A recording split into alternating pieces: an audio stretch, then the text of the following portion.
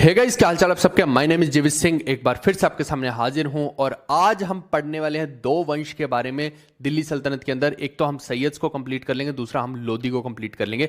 यानी दोनों ही जो है आज ही खत्म हो जाएंगे और इसी के साथ जो है दिल्ली सल्तनत भी समाप्त हो जाएगा। कंप्लीट दिल्ली सल्तनत के अंदर आपने देखा कि इतनी सारी चीजें मैं एक पूरे के पूरे सीक्वेंस में आपको बताता आ रहा था और आगे चल के अब यहीं से समाप्ति के बाद जो है फिर मुगल एम्पायर स्टार्ट हो जाएगा। तो कुल मिला के बात यह है कि यहां तक आप जो है लंबा सफर था, लेकिन क्लासेस इसीलिए इतनी ज्यादा लंबी हो रही थी। आप देखिए 1.5-2 घंटे की क्लास हर एक डायनेस्टी के ऊपर, इस वजह से क्योंकि मैं कुछ भी छुड़वा नहीं रहा था। मैं कोशिश कर रहा था कि एक एक चीज आपकी कवर हो जाए, तो जब कुछ छूटेगा ही नहीं तो फिर पेपर वाला पूछ क्या लेगा। किसी के अंदर दम नहीं है कि अलग से कुछ और पूछ ले, है ना। और आप देखिए कि मेंस के अंदर बच्चे इतना घबरा गए कि बच्चों को समझ ही नहीं आ रहा था कि पेपर के क्वेश्चन आ कहां से रहे हैं। तो आप देखो कि अब जो चीज हम कर रहे हैं ना, बहुत हाईली अपडेटेड है, किसी भी और किताब में नहीं मिलने वाली है। अगर ये सब चीजें मिलेंगी तो हमारी ही किताबों के अंदर मिलेंगी, इन 2 किताबों के अंदर, और कहीं पे भी ये चीजें नहीं मिलने वाली है। तो कुल मिला के आपको बस भरोसा रखना है और जितने भी लोग देख रहे हो भाई, केवल लाइव देख लो। ये कभी भी जो है प्राइवेट हो जाएंगी सारी वीडियोस, फिर बाद में आप लोग पछताते हैं कि नहीं नहीं सर आप दे दीजिए, आप दे दीजिए, और वो सारा का सारा फिर जो है आपके लिए परेशानी भरा हो जाता है। तो प्लीज जितने भी लोग हो लाइव देख लिया करो, बाद में हट जाएंगी वीडियोस, फिर आप परेशान होते हैं ना, फिर बार बार आकर मेरे को बोलेंगे कि नहीं नहीं सर अब करवा दो, अब करवा दो। बिल्कुल, मैं अभी इब्राहिम लोदी के घर में मैं जाऊंगा, लेकिन उससे पहले मैं खिजर खान के पास जा रहा हूं और तैमूर से थोड़ी सी बात करके आता हूं, है ना। तो वो करीना ने पैदा कर रखा है छोटू मोटू तैमूर। पहले मैं तैमूर के पास जाऊंगा और उससे बातचीत करूंगा, है ना। पापा तो उसके हॉस्पिटल में, तो पहले मैं तैमूर से मिलके आ जाता हूं। तो आइए, तो लोदी वंश की जो है शुरुआत होती है। और लोदी तो नहीं, पहले तो सैयद के बारे में बताऊंगा। जिनको पीडीएफ चाहिए है ना, पीडीएफ के भूखे लोग बता दूं कि भैया ये जो है सारे का सारा खेल ये फ्री कोर्स के अंदर है। फ्री में जाओगे एसएससी सीजीएल, और ये हनुमान सीरीज, भगवान राम और हनुमान जी का नाम लेके हम जो है यहाँ पे सब कुछ डाले जा रहे हैं, करते जाओ। और ये हमारा पेड बैच है, जिसको भी पेड बैच लेना होगा वो इस पेड बैच को ले सकता है। यहाँ पे बहुत ही डिटेल में चीजें हम कवर कर रहे हैं। रिपब्लिक कूपन कोड यूज करेंगे तो आपको अच्छा खासा ऑफ हो जाएगा इसके अंदर। और इस वक्त जो है अगर सबसे टॉप क्वालिटी का बैच अगर आप बोलोगे तो यही आपको देखने को मिलेगा। इसमें हाईली अपडेटेड चीजें हैं और कहीं भी आपको नहीं मिलेंगी। जीके का रामबाण 2.0 बैच है, सब कुछ है, PDF, mock, MCQ, static, current affair, सब कुछ यहाँ पे प्रोवाइड होगा और वीडियोस के साथ। चलिए, अब मैं जो है सैयद वंश की बात करने वाला हूं। आप देखो कि सबसे पहले तो हमें समझना है कि अब तक जितनी भी चीजें हम पढ़ते आ रहे थे, तुगलक्स वगैरह के बारे में हमने सब चीजें पढ़ी। अब देखो कि होता क्या है कि तुगलक्स के जो आखिरी के रूलर्स हैं वो कोई इतने ज्यादा खास रहे नहीं। वो हमने ऑलरेडी उसमें तुगलक में कवर कर लिया था और उनके पल्ले भी नहीं था कि वो कुछ बड़ा कर पाए। अब यहां पे जो है तख्ता पलट होना है। आप देखो कि खेल कहां से बदलेगा। ये जैसे मैप है तो आप देखो कि इस तरफ से जो है ना अटैक किसके होने वाले हैं, तिमूर के अटैक होने वाले हैं, ठीक है भाई। और जब तिमूर उधर से अटैक्स बार बार करता रहता है ना, तो मैंने आपको नासिरुद्दीन महमूद का पूरा केस ऑलरेडी समझा दिया था। और अब जो एक व्यक्ति यहां पे गद्दी पे बैठेगा, जब तिमूर बार बार अटैक कर रहा है, तो ये किसको बिठा देगा यहाँ पे, खिज्र खान को बिठा देगा, ठीक है भाई। एक व्यक्ति है खिज्र खान। अब खिज्र खान जो है ये बेसिकली क्या है, एक तरह से देखो तुगलक्स के टाइम में इसने बहुत अच्छी पोजीशन अचीव कर ली थी। ये क्या हो रहा है, एक सेकेंड, है ना। तुगलक्स के टाइम में जो है इसने अच्छी खासी पोजीशन अचीव कर ली थी और ये देखो कि यहां पे मुल्तान तक का गवर्नर बन गया था खिज्र खान। अब ये क्या हो रहा है कि जब आपको पता है कि यहां पे जब सेंट्रल पावर हमेशा वीक हो जाती है तो ऑब्वियस ही बात है कि हर कोई जो है राजा बनना चाहेगा और हर कोई अपने आप को अलग करे जा रहा है। और देखो बंगाल वाले अलग करते हैं, मालवा वाले अपना कर रहे हैं, है ना। बंगाल मालवा का बार बार यही खेल रहता ही है, बार बार, है ना।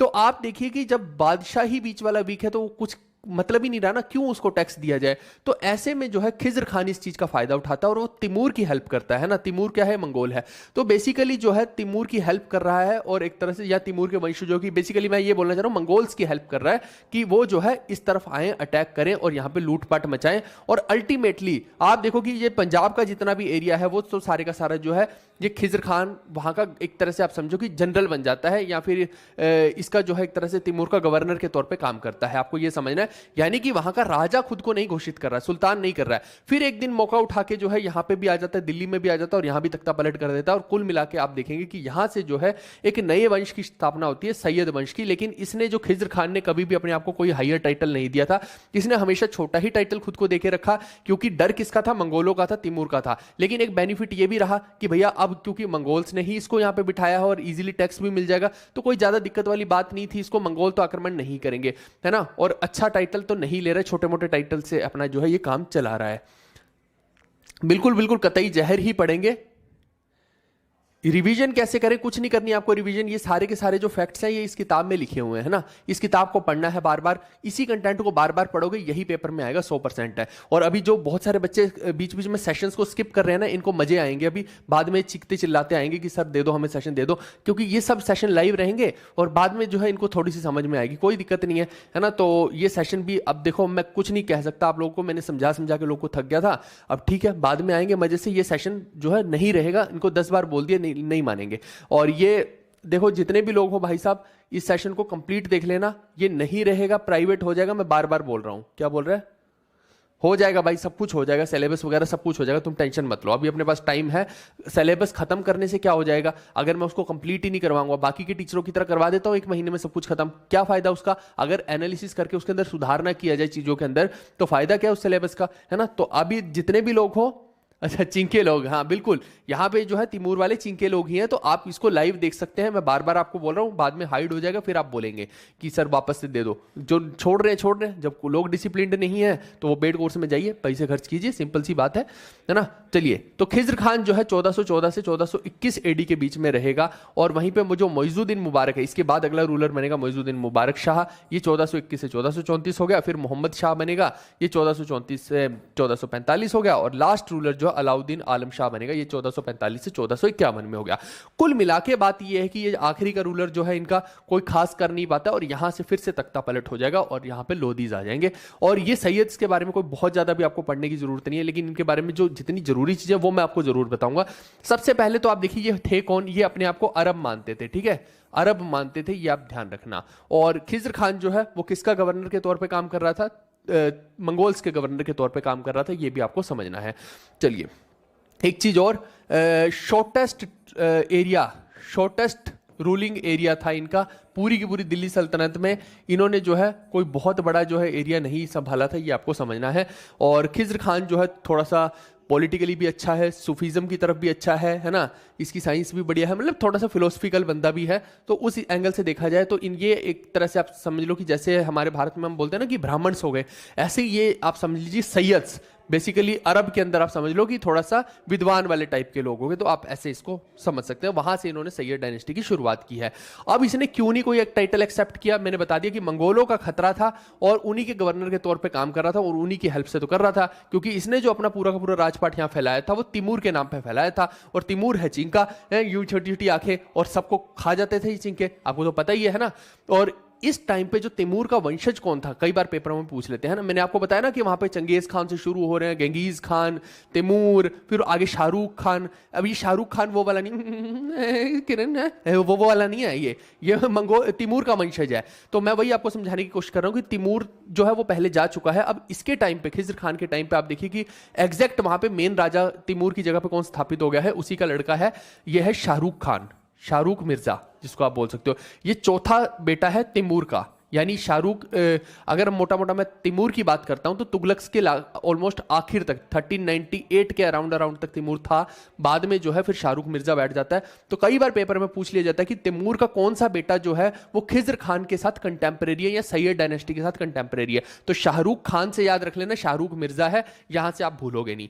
इसके बाद देखो कि क्योंकि ये बहुत बड़े टाइटल तो भाई साहब ले नहीं सकता है, मंगोलों का खतरा है, नहीं तो चिंके आके इसकी बैंड बजा देंगे, है ना। वो बताया था ना मैंने कि नासिरुद्दीन महमूद का क्या किया था, वो आते थे उसकी बैंड बजा देते थे, और उधर सिंहासन उल्टा पड़ा है, लोटा गिरा पड़ा है, बादशाह जनता को हौसला दे रहा है, टेंशन मत लो टेंशन मत लो, फिर इसका भी यही हाल होता, जनता को बोलता टेंशन मत लो, और खुद जाके छुप जाता। तो बट वो नहीं करना था, इसीलिए तो कोई टाइटल नहीं ले रहा है, और छोटा सा टाइटल लेता है रहते आला, है ना, और या फिर कहें कि मसनदे आली, ये आली है, ठीक है, आली आली आली। चलो, अब इसके बाद जो है दूसरा शासक जो यहां पे बैठता है, देखो शासक इनके बहुत सारे सैयद्स के, ऐसा नहीं है कि शासक इनके वो कम है, लेकिन इंपॉर्टेंट शासक अपने को करने हैं। जब ये इंपॉर्टेंट जितने शासक है यही कुछ खास नहीं कर रहे, तो इनके अलावा वाले शासक तो क्या ही कर रहे होंगे, वहीं से आपको अंदाजा लग जाएगा। जी जी जी सलमान खान नहीं है क्या? बिल्कुल बिल्कुल, अभी सलमान खान नहीं है, अगर कहीं पे आएगा तो मैं जरूर बताऊंगा, है ना। सलमान मिर्जा क्या नाम है बिल्कुल बिल्कुल मिल जाएगा भाई, टेंशन मत लो टेंशन मत लो। अब यहां पे देखिए दूसरा आता है मोइजुद्दीन मुबारक शाह, 1421 से 1434 एडी के बीच में ये रहता है और ये एक सिटी का निर्माण करवाता है मुबारकाबाद। ये मुबारकबाद जो है ये दिल्ली के अंदर है और ये अपने आप को एक टाइटल, थोड़ा सा अच्छा टाइटल देता है, शाह का टाइटल देता है, ठीक है। अब जैसे बादशाह हो गया ना, तो शाह टाइटल जो है अपने आप को दे रहा है। शाही वाला टाइटल आगे आएगा, वो सिकंदर लोदी का है, तो आप सिकंदर शाही से उसको समझेंगे, ये शाह टाइटल दे रहा है, शाही नहीं दे रहा है, ठीक है। और इसका जो है टॉम जो इसने बनवाया था खुद ही अपनी जिंदा जी बनवा लिया था। ऐसा लग रहा था कि इस भड़वे को पता है कि भैया ये लुढ़क जाएगा कभी भी, तो इसने जिंदे जी ही अपना टॉम बनवा लिया। देखो अलग ही टाइटल चल रहे हैं यहाँ पे, अलग ही सिस्टम चल रहे हैं। बादशाहों के मैं कह सकता हूँ ना, कोई इलाज नहीं है। अब देखो एक पेपर में बहुत ज्यादा क्वेश्चन पूछा जाता है याया बिन अहमद सरहिंदी के बारे में कि तारीख मुबारक शाही किसने लिखी है। तो तारीख मुबारक शाही का आप जो वो पीली किताब पढ़ते हो ना, पीली किताब, लाल पीली किताब जो होती है, उसके अंदर भाई साहब उनको यही नहीं पता कि इसका नाम क्या लिखना चाहिए, उल्टा नाम लिख रखा था। अब वो पता नहीं मेरे पास कौन सा वर्जन पड़ा हो, मैंने देखा जस्ट उसको उठा के, वो पीली किताब जो आप बोलते हो पूसन पूसन है तो उसमें उल्टा लिखा हुआ है। उनको यही नहीं पता कि तारीख मुबारक शाही किसने लिखी है, गलत नाम लिख रखा है। अगर वो पढ़ के जाओगे तो पेपर में गलती उत्तर मार करके आओगे, है ना। मैंने बोला ना कि बहुत सारी किताबें जो आप पढ़ते हैं उनमें बहुत सारी गलतियां भी होती हैं। अब मैं अगर छांट छांट के दिखाने लग गया तो लोग मेरे पे केस कर देंगे कि यही है वो आदमी जो हमारा बिजनेस खा गया, है ना। तो एनीवेज उसमें नहीं घुसते हैं, बट मैंने आपको एक बता दिया कि अगर आप वो पीली किताब पढ़ रहे हो तो प्लीज उसको अवॉइड करना, उसमें बहुत सारी मिस्टेक्स है जो आपको नहीं पता लगती है। याया बिन अहमद सरहिंदी ने जो है तारीख मुबारक शाही लिखी है, ये इसको माइंड में फिट कर लो। इसके बाद ये पहला ऐसा सुल्तान था जिसने अपने कोर्ट में जो है हिंदूज को भी अपॉइंट किया है, यानी कि हिंदूज के लिए भी थोड़ा सॉफ्ट कॉर्नर यहां पे देखने को इसको मिल रहा है। और कोर्ट कहां थी इसकी, दिल्ली में ही थी, दिल्ली सल्तनत की ही तो मैं बात कर रहा हूं। अब आप देखिए कि नेक्स्ट बादशाह जो आ रहा है वो मोहम्मद शाह आ रहा है। मोहम्मद शाह का टाइम पीरियड जो है 1434 से 1445 एडी के अंदर है। और ये देखो कि एक्चुअली में कहानी समझते हैं, इसने एक टाइटल दिया था खाना खानम का बहलोल लोदी को, लेकिन बहलोल लोदी का कंसेप्ट आ कहां से रहा है, क्यों बहलोल लोदी को जो है यहां पे लाना पड़ रहा है। और इसी को जो है आप देखिए कि ये गवर्नर ऑफ सरहंद भी बना देगा। सरहंद वही जगह है जहां पे वजीर खान ने जो है गुरु गोविंद सिंह के दो छोटे बेटे थे, है ना, जोरावर और फतेह सिंह, उनको दीवार में चिनवा दिया था। ये सरहंद वही जगह है, ठीक है। ये मैं फ्यूचर की बात कर रहा हूं, अभी यहाँ के हिसाब से देखा जाए तो अभी हम पास्ट में अगर देखेंगे तो ये खाना खानम का टाइटल बहलोल लोदी को मिल रहा है और इसको सरहंद का जो है गवर्नर भी नियुक्त करेगा। लेकिन क्यों बहलोल लोदी की इसको जरूरत पड़ेगी, क्योंकि ये लोग जो है ये बहुत ज्यादा कोई स्ट्रॉन्ग रूलर नहीं है, छोटी से एरिया में राज कर रहे हैं। और आप देखो, मैं समझाता हूं आप लोगों को, यहाँ पे समझिए मैप के अंदर आप देखो कि यहाँ पे देखो कि ये छोटे से ही एरिया में जब राज कर रहे हैं तो इनके, मैंने क्या बोला कि हर कोई अपने आप को अलग कर लेता था। जब उसे लगता था कि जो सेंटर में पावर है वो इतनी स्ट्रांग नहीं है, बादशाह क्या ही उखाड़ लेगा हमारा, तो हर कोई अपने आप को अलग कर लेता है।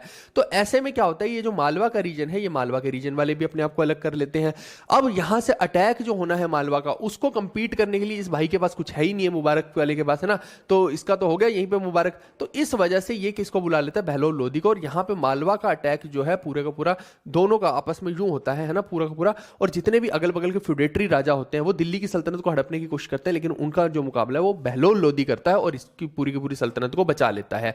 तो वहां से जो है ये खुश हो जाता है, तो इसलिए जो है बहलोल लोदी को खाना खानम का टाइटल दे देता है और साथ में जो सरहंद का गवर्नर भी बना देता है। ये कहानी हमें समझ में आ गई है, ठीक है। इसके बाद देखो कि इसने जो है महमूद खिलजी, ये महमूद खिलजी है, ठीक है, ये कहां का रूलर है, मालवा का। अभी मैंने बोला ना मालवा के साथ जो लड़ाई हो रही है तो उसी में ही जो है ये एक तरह से जीत रहा है बहलोल लोदी। तो ये वही मालवा वाला महमूद खिलजी है, ये उसको आप वो वाला अलाउद्दीन खिलजी मत समझ लेना, आप कंफ्यूज मत करना, ठीक है। लगभग सेम सी नाम रहते तो शक्लें भी सेम सी रहती हैं, तो आपको पता है। अब इसके बाद जो है चौथा रूलर आता है अलाउद्दीन आलम शाह। अब ये अलाउद्दीन खिलजी नहीं है, ये अलाउद्दीन आलम शाह है। 1445 से 1451 के आसपास का टाइम है इसका।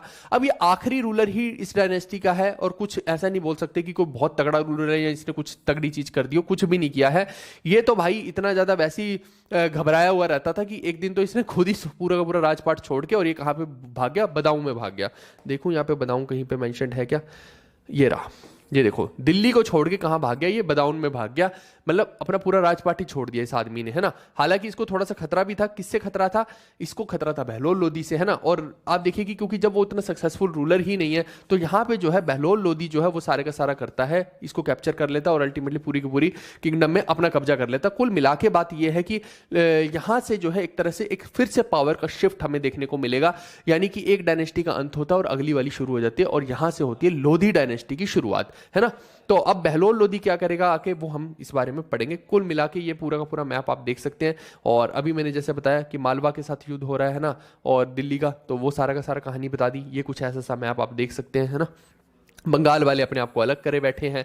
तो ये ऐसा ही रहता था, है ना, इधर वाले अपने को अलग कर लेते तो उधर वाले अपने को अलग कर लेते। जबकि खिलजी के टाइम में आप देखिए कि वारंगल तक जीत लिया उसने, है ना, इधर जो है अब तो विजयनगर एम्पायर बन गया है, क्योंकि तुगलक्स के बाद तो विजयनगर भी बन गया था, तो इधर बहमनी किंगडम बन चुकी है। कुल मिला के बात ये है कि भाई अब जो है ना कहानी वैसी नहीं रही है। अब जो है साउथ में भी बहुत सारे अभी हिंदू राजा यहाँ पे आपको देखने को मिलेंगे। ऐसा नहीं है कि पूरी जगह मुस्लिम्स का ही परचम हो गया है।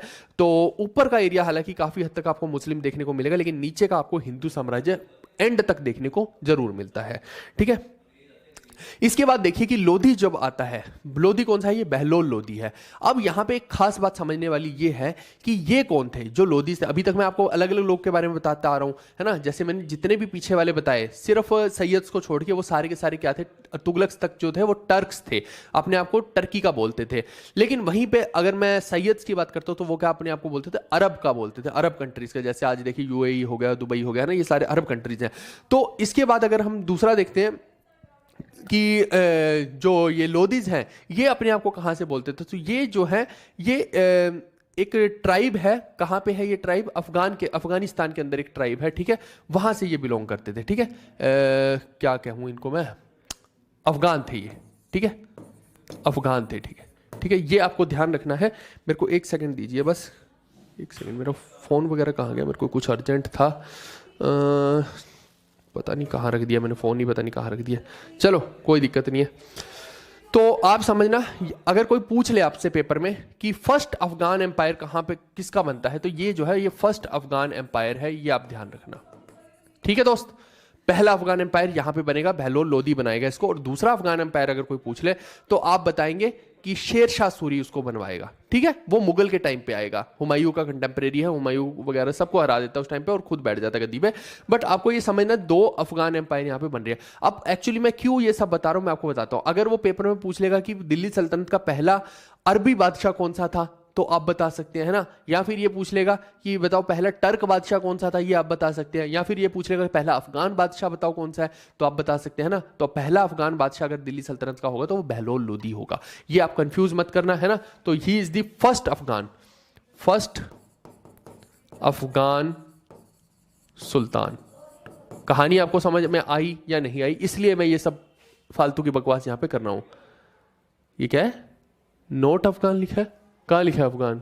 अबे ये नोट लिख रहे तुम्हें फर्स्ट है यार, क्या हो गया बच्चों तुम्हें, ये फर्स्ट है भाई, फर्स्ट होता है ये। नोट कहां से हो गया, किसने लिखा है नोट, कहां पे, मेरे को तो दिख नहीं रहा, कहां लिख दिया, पता नहीं क्या देख रहे हो आप। एनीवेज ये हो गया। अब देखो कि इसी के टाइम में क्या होता है। अब देखो इसने पूरा का पूरा एम्पायर को सुगठित करने का काम तो करना ही है और कुछ कुछ एरियाज को भी कैप्चर करने का काम करेगा। तो यहां पे देखो कि लोदीज के लिए सबसे बड़ी प्रॉब्लम पता कहां की है, जौनपुर में बैठी शर्की डायनेस्टी। ये शर्गी नहीं है, ये शर्की है, ठीक है, शर्की। तो ये जो है आप समझना, जौनपुर कहां है, ये रहा।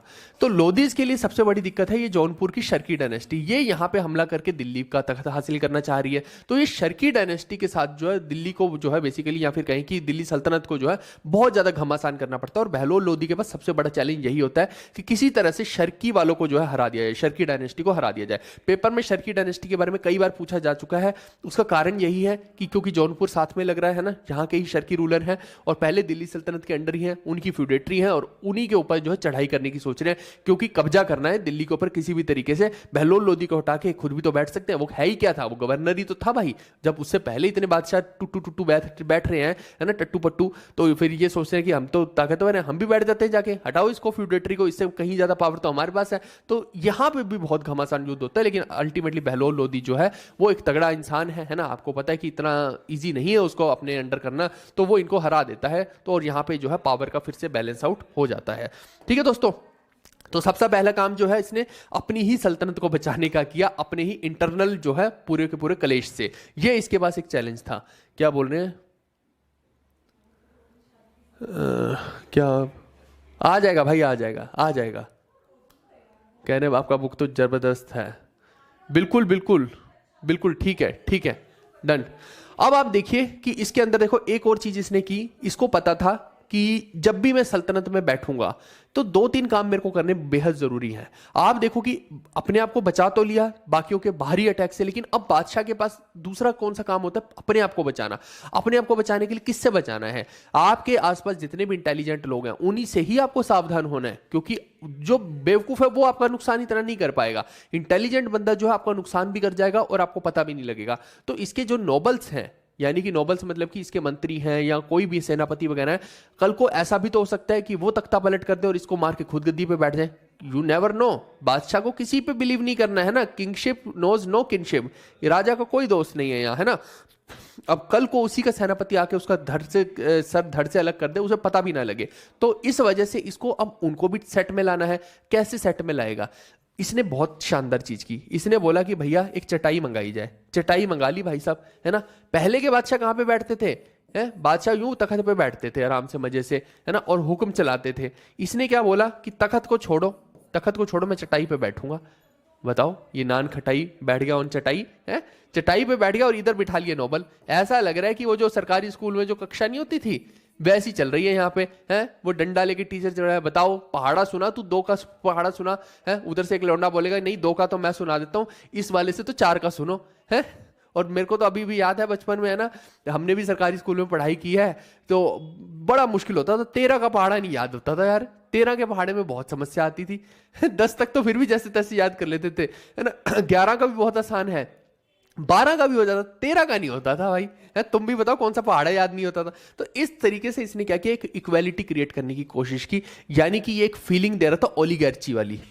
कौन सी फीलिंग दे रहा था? ओलिगार्ची वाली। यानी कि कहने का मतलब है, सबको बोल रहा था कि हम सब मिलके ये पूरे के पूरे एम्पायर को चला रहे हैं, है ना। जैसे आप समझिए कि आज भारत के अंदर कैबिनेट मिनिस्ट्री है सारी की सारी, सबको पावर डिवाइडेड है और सबको मिलके जो है कोशिश कर रहे हैं कि हाँ हम पूरे एक साथ मिलके जो पूरे भारत देश को चला रहे हैं। वैसा करके सबको थोड़ा थोड़ा ऑटोनॉमी दे रखी थी। इसको इस एरिया की दे दी, उसको उस एरिया की दे दी, और आपस में मिलजुल के जो है इनकी सलाह को एक फील दे रहा है, मतलब बंदे को फील दे रहा है कि हाँ हाँ तुम्हारी भी सुन रहा हूं मैं, ऐसा नहीं है कि अपनी मर्जी चला रहा हूं। तो फिर जब सबकी ही सुनी जा रही है तो इसका मतलब इनको सबको ये फील होगा कि भैया हम सब तो एक ग्रुप है ना। तो हम सब ग्रुप में जब सब चला रहे हैं तो फिर एक दूसरे को मारने की कोई जरूरत ही नहीं है।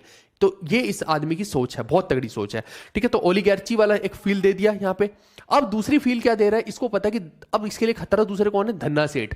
2 ही लोग खतरा हो सकते हैं, एक तो जो हायर पोजीशन पे है, दूसरा पैसे वाला। अब पैसे वाले के पास इतने पैसे हैं कि वो कुछ भी कर सकता है, वो किसी को भी भड़का सकता है कि नहीं नहीं इसको मार, इसकी गर्दन कल को कट जानी चाहिए, तेरे को मैं गद्दी पे बिठाऊंगा, पैसे अपने पास बहुत है ना। उस टाइम के अंबानी अडानी मान लीजिए। अब उन अंबानी अडानी को कब्जे में कैसे किया जाए? तो आते ही भाई साहब ने क्या किया, मोदी जी वाला पैतरा अपना लिया, डीमोनेटाइजेशन। इसने भी क्या किया, मोदी जी की तरह कर दी डीमोनेटाइजेशन। बोलता कि जिसके पास भी जितने भी पैसे हैं मेरे एम्पायर के अंदर वो आज से इनवैलिड होते हैं। 500, 1000, 2000 जितने भी नोट है सब खत्म। मित्रों, आज रात को 12 बजे से सारे के सारे नोट डीमोनेटाइज्ड। अब अगर तुम्हें नए नोट चाहिए तो मेरे पास आ जाओ। अब दिक्कत यहां पे हो जाएगी भाई। अब दिक्कत क्या होगी कि इसने करेंसी ही चेंज कर दी भाई साहब ने। और ये तुगलक की तरह नहीं था कि नॉनसेंस की कुछ भी करेंसी बना दी। इसने अपना सिक्का बनाया बहलोली कॉइन।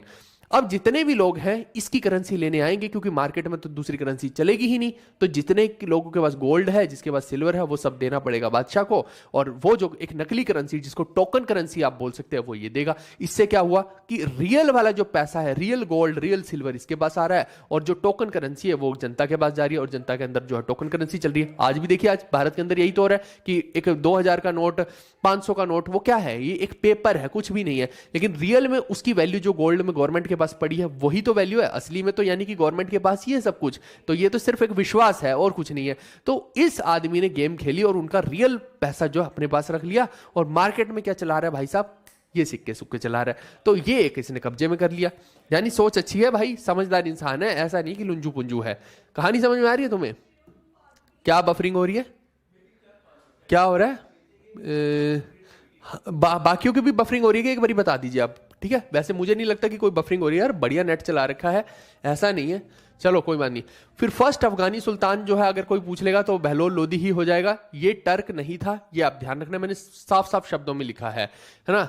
ये देखो अर्ली, ये देखो जितने भी लोग कह रहे थे ना कि नोट, मैंने शायद इसको बोल रहे हो कि किताब में पूरा तो पढ़ना नहीं होता है। कई लोग जो है क्या करते हैं, उनको बस क्रिटिक्स की तरफ, उनका दिमाग उतना ही होता है कि वो क्रिटिक्स करते हैं, है ना। तो मेरे को कुछ लोग जो है ना व्हाट्सएप पे मैसेज भी ये चीज का करते थे कि आपने गलत लिख दिया, यहाँ पे आपने लिख दिया नोट अफगान। भाई तुम अगर सेंटेंस को बीच में से पढ़ोगे तो तुम्हें गलत ही लगेगा सब कुछ। लेकिन सेंटेंस को पूरा पढ़ोगे तो सब सही लगेगा, है ना। हाहाकार मचा देते हैं कि किताब में गलती होगी, किताब में, और जब मैं किताब में देखता हूं तो गलती एक नहीं दिखती मेरे को, है ना। 0.0001% मिस्टेक होती है, तो पता ही नहीं लगता, कोई इक्का दुक्का कोई निकाल, बेचारे लोग पेन घिसा घिसा के देख रहे हैं कि किताब में कहीं से कोई गलती निकल आए। कहां से निकालोगे गलती जब है ही नहीं, तो है ना। कोई रेयर केस में निकल जाए, once in a blue moon वाली बात है। तो ये देखो आधी लाइन पढ़ते हैं कि नोट अफगान, कहते आपने तो भैया बहलोल लोदी को नोट अफगान बोल दिया, जबकि ये तो अफगानी था। पूरी लाइन पढ़ो, अर्ली रूलर्स की बात हो रही है भाई। अर्ली रूलर का मतलब है कि इससे पहले जितने भी रूलर थे वो खुद को टर्क बोल रहे थे, और टर्क ही क्या, सैयद वाले तो अरब बोल रहे थे खुद को, है ना। अरब और टर्क थे वो। तो ये जो है, वही मैंने आपको बताया कि वो लोग जो है अफगान नहीं थे, उनके बारे में बात हो रही है कि अर्ली रूलर्स जो है वो अफगान नहीं थे, ये पहला अफगानी था, ये आपको समझना है, ठीक है। इसके बाद देखिए कि ही defeated Sultan Hussain of Sharki dynasty, ये तो मैंने आपको बता ही दिया, और किस टाइम पीरियड पे हराया है, तो 1479 एडी में हराया है शर्की डायनेस्टी वाले को, ये आप ध्यान में रखना। और कौन कहां पे था, ये जौनपुर की सल्तनत थी। अभी तो समझा के आ रहा हूं पूरा का पूरा मैप के अंदर कि जौनपुर वाले दिल्ली पे हमला कर रहे हैं कि हम बैठते हैं गद्दी पे, और ये जो जौनपुर वाली सल्तनत है पूरी की पूरी शर्की डायनेस्टी है। इसका फाउंडर अगर कोई पूछ ले आपको तो ख्वाजा जहां है, ये भी आपको पेपर में पूछा जा सकता है। पूछा वैसे उन्होंने शर्की डायनेस्टी के ही बारे में था, लेकिन मैंने 4-5 पॉइंट आपको मेन बता दिए हैं। शर्की डायनेस्टी के फाउंडर पूछेगा तो ख्वाजा जहां मलिक सरवर, ये मेन इनका फाउंडर हो गया, जिसने 1394 में जो है इसको फाउंड किया था। कहानी आपको मोटी मोटी मेरे हिसाब से तो समझ में आ गई होगी कि क्या है। और डीमोनेटाइजेशन तो कर ही रहा है और बहलोली कॉइन को चला रहा है, और उसके बाद ये कोशिश करता है कि जो नीचे के एरिया इससे अलग हो गए हैं, देखो मालवा के साथ तो मालवा को जीत ही लिया था, अब नीचे की भी पूरी कोशिश करेगा कि जीत ले हर हाल में। और ये कोशिश करता है कि दिल्ली सल्तनत को जो है ग्वालियर के अराउंड तक एक्सपेंड कर दिया जाए, और कुछ भाग जो है दक्कन के भी अपने अंडर ले लेता है। और ग्वालियर कहां पे पड़ रहा है, मध्य प्रदेश के अंदर पड़ रहा है, यानी मोटा मोटा मालवा का रीजन। मालवा का मतलब है मध्य भारत, ठीक है। ये हिंदी में लिख दिया, पढ़ लेना भाई। आगे इसके बाद जो है नेक्स्ट रूलर हमारे लिए जो इनका सबसे ज्यादा इंपॉर्टेंट, उसने शुरुआत की लेकिन पीक पे कौन लेके जा रहा है, सिकंदर लोदी लेके जा रहा है। और ये सिकंदर लोदी का जो है भैया नाम असली में सिकंदर लोदी है ही नहीं है, इसका नाम जो है वो निजाम खान है। ये आप ध्यान रखना, इसी का बेटा है ना, लोदी का ही, बहलोल का। तो निजाम खान इसका नाम है। पेपर में एक बार पूछ लिया गया था कि इसका असली नाम बताओ, बच्चों को असली नाम ही नहीं पता था, उन्होंने नाम ही सिकंदर लोदी याद कर रखा था, तो कैसे करोगे, आपको सीधा ऊपर मैंने लिख दिया इसीलिए। और इसका टाइम पीरियड सबका याद होना चाहिए, 1489 से 1517 के आसपास का टाइम है, बहुत लंबा खासा राज कर गया है, मोटा मोटा 30 साल के आसपास, तो अच्छा है ना। और इसके बाद इसने खुद को एक टाइटल दे रखा है शाही का। अभी थोड़ी देर पहले जब मैंने सैयद से में पढ़ाया था तो मुबारक शाह था, वो शाह का टाइटल दे रहा है, ये शाही का टाइटल दे रहा है, दोनों में कंफ्यूज नहीं करना है। इसके बाद इसने एक लैंड यूनिट इंट्रोड्यूस की जिसका नाम इसने रखा गजे सिकंदरी। आप देखिए कि आज जो जमीन को आप मापते हैं तो आपके पास बहुत सारे पैमाने हैं। अगर आप मध्य भारत में जाएंगे, मध्य प्रदेश वगैरह के एरिया में वहां स्क्वायर फीट से नापते हैं, वहीं पे आप पंजाब वाले एरिया में, हरियाणा वाले एरिया में जाएंगे तो गज से मापते हैं, यूपी वाले के ऊपर नॉर्थ वाले यूपी में जाएंगे तो गज से माप रहे हैं, नीचे वाले में हो सकते हैं स्क्वायर फीट से माप रहे हैं, तो हेक्टेयर से माप रहे हैं जमीन को, कोई किले से माप रहा है, कोई मुरब्बे से माप रहा है। तो इसने एक पैमाना रखा था गज वाला, तो वो गजे सिकंदरी है। ये आपको ध्यान रखना है कि गजे सिकंदरी इसी ने बनाई थी, ठीक है दोस्तों। अब देखो कि इसके अलावा इसने एक आगरा सिटी का निर्माण करवाया। लोगों को लगता है कि शायद आगरा का लेना देना सिर्फ अकबर से है, और लोग अक्सर जो है कंफ्यूज हो जाते हैं और पेपर में अकबर को भी मार्क कर सकते हैं। लेकिन आप देखिए कि आगरा फोर्ट की बात नहीं हो रही है, आगरा फोर्ट के बारे में नहीं बोल रहा हूं मैं। वो अकबर ने अपनी कैपिटल वहां बनाई थी, आगरा फोर्ट बनवाया, वो एक अलग चीज है, दैट इज डिफरेंट थिंग, वो मुगल्स के टाइम की बात है। लेकिन आगरा सिटी, शहर किसने बसाया भाई आगरा का, तो वो आपको ध्यान रखना 1504 के अंदर जो सिकंदर लोदी या निजाम खान जो है वही उसको बसा रहा है। इसके बाद आप देखिए कि बादशाहों के अलग अलग शौक होते थे, और लड़कियों वाला नाम रखना तो इनको बहुत ही पसंद था, है ना। आपको पता नहीं इनके अंदर की क्या ऐसी फीलिंग जागती थी, है ना, कि वो देखो खिलजी को देखो, वो भी ऐसी ऐसी हरकतें करता था। चलो उसने तो लड़कों वाली कर लेता है ना, उसका तो पता ही नहीं लग रहा कि वो है कौन सा सेक्स, है ना, उसका समझ ही नहीं आ रहा है। कभी वो गफूर से लग रहा है, कभी वो दो बीवियां रख रहा है, उसका पता ही नहीं लग रहा है। और ऐसे इसका भी भाई देखो, ये क्या नाम रखता है अपना, गुलरुखी, बताओ भाई कुछ और रख लेता है ना, ये क्या नाम होता है गुलरुखी। तो चलो इस गुल्लू के बारे में भी बात कर लेते हैं। अगर कोई इसका नाम पूछ ले तो इसका नाम था गुलरुखी, ठीक है। और इस भाई को अलग ही शौक चढ़ रहे हैं। अब गुलरुखी नाम तो है, अब दूसरा क्या करता था, शहनाई बजाता था, वो पै पै पै पै पै पै करके नहीं होती जो शहनाई, वो इसको बजाने का बहुत शौक था। लोग इसकी बजाते होंगे, ये शहनाई बजाता होगा, चलो जो भी है अपने दर्द शहनाई के थ्रू बाहर निकालता होगा। अब इसके अलावा आप देखिए कि इसने एक अगर इनके मेन अचीवमेंट्स में लोधी डायनेस्टी की बोलूंगा तो ये डबल डोम स्ट्रक्चर बनवाते थे, हर चीज में डबल डोम होते थे। ये पेपर में पूछा गया, बहुत सारी बार पूछा गया कि डबल डोम स्ट्रक्चर जो है ना वो कौन सी डायनेस्टी के अंदर जो है बनवाए जाते थे, तो लोधी डायनेस्टी के अंदर या दिल्ली सल्तनत की लोधी डायनेस्टी में जो डबल डोम स्ट्रक्चर होते थे। और इन्हीं में से एक एग्जांपल है मोठ की मस्जिद। ये मुठ नहीं लिखा है, मोठ लिखा है भाई साहब, उल्टा पुल्टा मत समझ लेना, है ना। लोग यहाँ पे बहुत हैं, भरे हुए हैं लौंडे, पता ही है ना, तो वो उल्टे पुल्टी चीजें ज्यादा समझते हैं कि ये कुछ और लिखा हुआ है। ये मोठ है भाई, है ना, दाल मोठ खाई है वैसे वाला, ये डबल डोम स्ट्रक्चर। ठीक है दोस्तों, अब ये पूछ लिया जाएगा कई बार पेपर में कि ये किस किस के कंटेम्प्रेरी था। तो ये सिकंदर लोदी जो है ना, एक तो ये मोहम्मद बेगरा जो कि गुजरात से था, है ना, इसका तो नाम में ही बेगरा है, इसको निकाल दिया था क्या घर से, और दूसरा है राणा सांगा। तो ये इन दोनों के कंटेम्प्रेरी है। क्या हुआ, क्या हंस क्यों रहे हो भाई, है? बिल्कुल बिल्कुल, चलो हंसने लग गए हैं यहाँ पे, है ना। सब पता है मेरे को तुम्हारे दिमाग कहाँ चल रहे हैं, सब हालत तुम्हारी पता है मेरे को, है ना। यही एंटरटेनमेंट तो तुम्हें चाहिए होता है जो तुम लेने के लिए यहाँ शाम को आ जाते हो, लाइन में लग जाते हैं सब, मुझे भी दीजिए, मुझे भी दीजिए, क्या क्या तुम्हें दे दूं, है उल्टी पुल्टी चीजें तुम्हारे दिमाग में चलती है। चलो कोई बात नहीं। तो राणा सांगा, हालांकि आप देखिए कि आगे जो है बाबर के भी कंटेम्प्रेरी होंगे, तो इसके बाद आपको पता है कि लगभग बाबर का भी टाइम आने ही वाला है, क्योंकि बाबर हमला करेगा, लोधी डायनेस्टी का नाश करेगा। तो आप देखो कि इसके बाद जो अगला रूलर भी इवन आएगा, तो वो भी कोई बहुत ऐसा नहीं है कि तगड़ा है या बहुत ही लंबे समय तक करेगा। इब्राहिम की मैं बात कर रहा हूँ, तो उसके बारे में भी अभी बात करेंगे। अब देखो, जब इसने आगरा सिटी का निर्माण करवाया तो ये अपनी कैपिटल को भी शिफ्ट करेगा ना। आगरा सिटी किस लिए बनवा रहे हैं, नए शहर किस लिए बनाया जाता है, ताकि बादशाह वहां पे जाके रहे, है ना, सुंदर अपने हिसाब से शहर बनवा लिया। अब अपनी कैपिटल जो है वो दिल्ली से आगरा में शिफ्ट करता है 1506 के अंदर, आप देखो, जबकि ये 1504 में एस्टेब्लिश कर रहा है, 1504 में जो है वो बना लिया, और शिफ्ट जो किया वो 1506 में किया, ये आपको ध्यान रखना है। अब ये कंटेम्प्रेरी का तो मैंने बता ही दिया कि राणा सांगा जो है ये महाराणा प्रताप के, आप समझ लीजिए कि महाराणा प्रताप इन्हीं के वंशज है, एक तरह से राणा सांगा की ही लाइनेज से है महाराणा प्रताप। ठीक है, अब देखो कि इसने जो है ना जक़ात और ऑक्ट्रॉय ड्यूटी जो है ग्रेन्स के ऊपर लगती है उसको एबॉलिश कर दिया। और जक़ात मैं आपको बता दूं, ये जजिया की बात नहीं हो रही है, ये जक़ात की बात हो रही है। और जक़ात जो है एक्स्ट्रा टैक्स किसे लिया जाता था, मुस्लिम से लिया जाता था, ना कि हिंदू से। हिंदू से तो जजिया लिया जाता था, तो ये जो है हिंदू के लिए नहीं कर रहा है, ये जक़ात की बात कर रहा है ना। जक़ात और ऑक्ट्रॉय ड्यूटी जो ग्रेन्स के ऊपर, फसलों के ऊपर लगती थी, वो इसने हटा दी भाई। तो मतलब कि एक तरह से मुस्लिम्स के ऊपर जो है दया भावना दिखा रहा है। लेकिन वहीं पे आप देखिए क्या किया भाई ने, री इम्पोज दी जजिया। बीच में जैसे मान लो कि जजिया हट गया होगा, इस भाई ने फिर से जो है जजिया ठोक दिया। कहने का मतलब ये है कि कट्टरता है इसके अंदर भी, बर्बरता है। ऐसा नहीं है कि ये सबको इक्वल समझ रहा है ना। या तो इस्लाम में कन्वर्ट हो जाओ, नहीं होना है तो फिर देते रहो, ये लो, ये है तुम्हारे पास। तो कुल मिला के इस तरीके से जो है ये दिल्ली से जो है ये आगरा शिफ्ट कर लेता, वो तो मैंने बता ही दिया। चलो ये हिंदी वालों को लिख दिया, हिंदी वाले पढ़ लेंगे इसको। अब देखो आखिरी का जो इनका रूलर है वो इब्राहिम आ रहा है, इब्राहिम लोदी। ठीक है, तो 1517 से 1526 के आसपास तक आ रहा है, और लास्ट रूलर इस डायनेस्टी का बोला जाएगा, और सबसे बदतमीज रूलर भी इसी को बोला जाएगा, क्योंकि ये इतना ज्यादा दिमाग खराब करता था, अपने जितने भी बंदे थे, है ना, सब नोबल्स को दुखी करके रखता था। जबकि देखिए बहलोल लोदी को इतने टैक्ट था कि नोबल्स को जो है ना उनका दिमाग की नहीं करनी है, ये आदमी सबकी दिमाग की नहीं करके रखता था। अब वहीं पे देखो कि जो लाहौर वाली साइड में अगर हम देखते हैं, तो इस वाली साइड में कौन बैठा है, दौलत खान लोधी।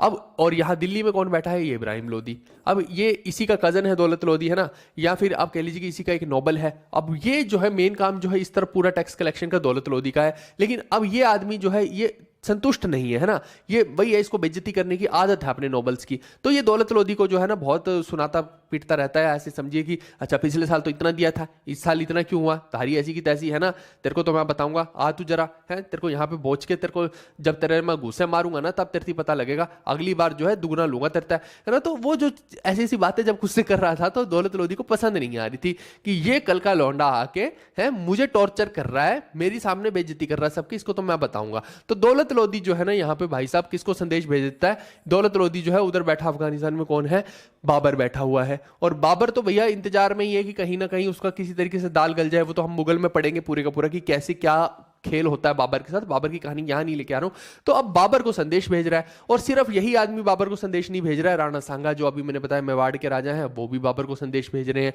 वो भी चाह रहे हैं कि भैया किसी तरीके से यहाँ पे पूरे के पूरे भारत को जो है अपने कब्जे में ले लिया जाए, या फिर आप कहिए कि यहाँ पे पूरा का पूरा हिंदू शासक बन जाए।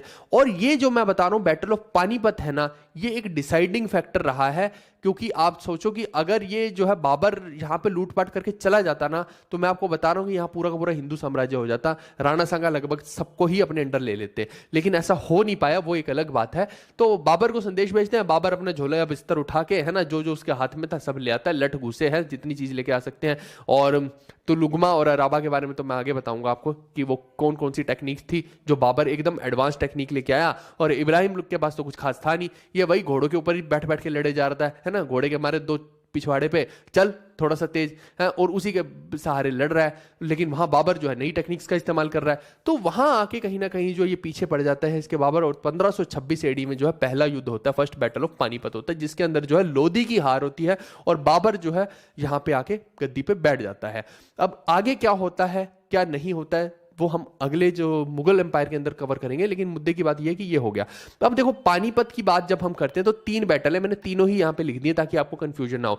पहला बैटल भी एक डिसाइडिंग फैक्टर था और इसी के बारे में इस बार पेपर के अंदर मेंस के अंदर क्वेश्चन आया, फर्स्ट बैटल ऑफ पानीपत के बारे में। उसने बोला कि पानीपत का जो बैटल है वो एक डिसाइडिंग फैक्टर था, डिसीजिव फैक्टर था, दिल्ली सल्तनत को पलटने में पहली स्टेटमेंट दे दी और नीचे रीजनिंग में दे दिया कि इस पानीपत के बैटल की वजह से जो है भारत के अंदर एक नए लोग आए जो कि मुगल कहलाए और उन्होंने जो है यहां कब्जा करना शुरू कर दिया। अब ये देखो 2 असर्शन रीजनिंग में क्वेश्चन ऐसे दिए गए जब मेंस के अंदर, तो आपको पता होना चाहिए ना कि भैया पानीपत का बैटल में थे कौन कौन। तो ये 3 बैटल तीनों पता होनी चाहिए, सिर्फ यहीं तक बात नहीं बनेगी, आपको तीनों ही पता होनी चाहिए। असर्शन रीजनिंग में तीनों के बारे में ही आ सकता है। तो ये पहले का तो आ गया, हमें समझ में आ गया कि बाबर के आते ही मुगल आ गए हैं, वो बिल्कुल सही था, दोनों स्टेटमेंट करेक्ट थी और एक दूसरे की करेक्ट एक्सप्लेनेशन भी थी। लेकिन वहीं पे जब मैं इसकी बात करता हूं कि सेकंड बैटल की, तो ये 1556 एडी का है। इसमें किसके बीच में बैटल होता है? अकबर और हेमू के बीच में। ये अगेन एक डिसीसिव बैटल होता है। अगर यहां पे हेमू जीत जाता तो अगेन जो है हिंदू साम्राज्य यहां पे स्थापित हो जाता, अगेन जो है यहां पे नहीं हो पाता है। फिर तीसरा बैटल जो होता है, आप देखिए कि फिर वही हाल हो रहा है यहां पे। तीसरा बैटल जो हो रहा है पानीपत का, वो किसके साथ हो रहा है भाई साहब? ये हो रहा है अब्दाली के और मराठाओं के बीच में। और मराठा तो यहां पे ऐसा लग रहा था कि पिकनिक मनाने आ रखे हैं, है ना, सब बीवी बच्चों को लेके आ रखे हैं, मौज मस्ती कर रहे हैं यहां पे। इनको लग रहा था कि भैया शाम तक तो हम सब निपटा देंगे और अब्दाली जो है झोले बिस्तर लेके चला जाएगा। लेकिन अब्दाली भी पूरी तैयारी के साथ आ रखा है भाई साहब, वो तो इनका रसद तक, राशन पानी तक बंद कर देता है और यहाँ पे इनकी पिकनिक का अच्छा मनाता है, चुन चुन के मारा था, है ना। तो इतना बुरा हाल जो है अब्दाली इनका कर देता है। हालांकि अब्दाली का खुद का भी बहुत ज्यादा उसमें नाश होता है, ऐसा नहीं है, उसके भी रिसोर्सेज बहुत ज्यादा खराब होते हैं। और जो वो मूवी में दिखाया गया कि अब्दाली उसके बाद भारत ही नहीं आया, ये झूठ बात है, मूवी के अंदर गलत दिखाया गया। अब्दाली उसके बाद कई बार भारत आया और उस टाइम पे जो है उसका मुकाबला सिखों ने किया था। कम से कम 30-40 हजार सिखों ने अपनी जान गंवाई थी, इतने ज्यादा उनके ऊपर अत्याचार किया है अब्दाली ने, उनको चुन चुन के मारा है, ठीक है, जंगलों तक जला दिए हैं, पूरा ऐसी ऐसी कैंपेन्स भी हुई हैं। तो कुल मिला के बात यह, जिसको घल्लू घारा का नाम भी दिया जाता है, तो वो मैंने पंजाब वाली हिस्ट्री में पूरा पढ़ा रखा है। बट ये 3 बैटल होते हैं। अगर कोई पूछ ही ले कि आप देखो कि मराठाओं ने तो भैया वही है ना, अटक से कटक वाला जो पूरा का पूरा इनको करना था, लेकिन अब यहां पे देखिए कि क्या हाल चल रहा है। एनीवेज, अब यहां पे ये 3 बैटल जो है इंपॉर्टेंट है। इसके अलावा अगर टॉम की बात करेगा इब्राहिम लोदी के, तो वो पानीपत के अंदर है। पानीपत तो तामसारे ने बेरा ही होगा कि पानीपत कड़े है हरियाणा वाले हो, बेरा तामने मन्ने बतान की जरूरत को ना। चलो अब देखो कि मेन मैंने बता दिया कि लोधी वंश खत्म होता है और उसके बाद मुगल आ जाएंगे, तो कायदे से मेन चीज तो हम पढ़ चुके हैं। लेकिन अब इनके बारे में एक्स्ट्रा भी कुछ चीजें पढ़ लेते हैं, जैसे इनकी टैक्सेशन पॉलिसीज या इनके अंदर जो इनके जो नोबल्स थे उनको क्या क्या बोला जाता था, वो सब भी देख लेते हैं जो पेपर में आ सकता है। ठीक है भाई, ठीक है। पिकनिक पे पिटाई हो रही थी, बिल्कुल सही बात है, पिकनिक पे पिटाई ही हुई है उनकी, सच बता रहा हूं मैं तुम्हें। उसके बाद तो भैया पूरा का पूरा मराठा साम्राज्य गिर गया है, सच बात बता रहा हूं, रियल में मराठा साम्राज्य गिर गया उस युद्ध के बाद। मैं बताऊं तो मेन तो मराठा सरदार वहीं पे घायल हो लिए।